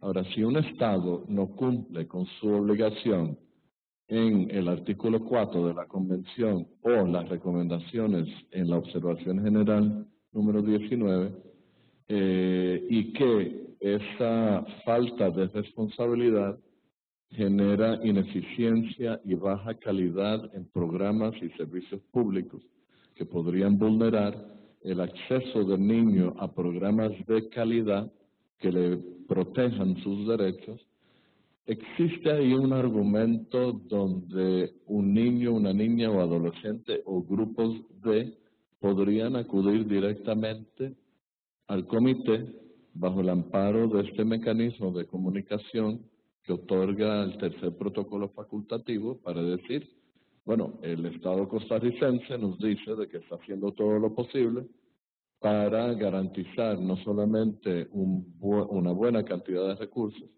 pero recursos que se utilizan de una manera transparente, etcétera, etcétera. No obstante, sentimos de que eso no nos está garantizando el derecho y sentimos que nuestros derechos han sido vulnerados. ¿Existe la posibilidad o hay ejemplos hasta el momento de ese tipo de conexión haber sido hecha, doctor?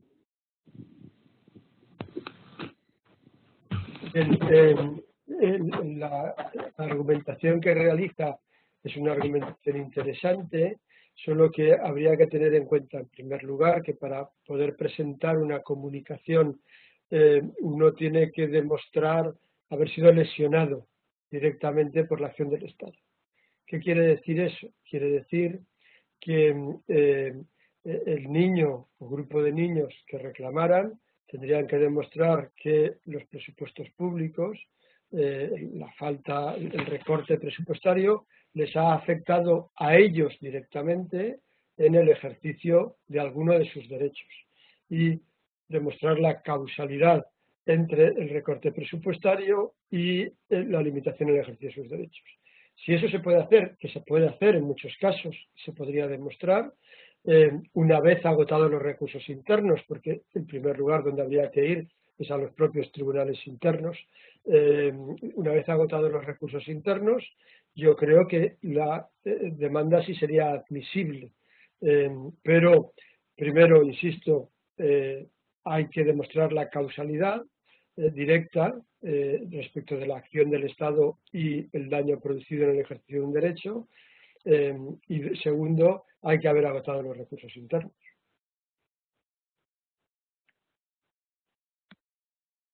Finalizamos así este periodo de preguntas y respuestas.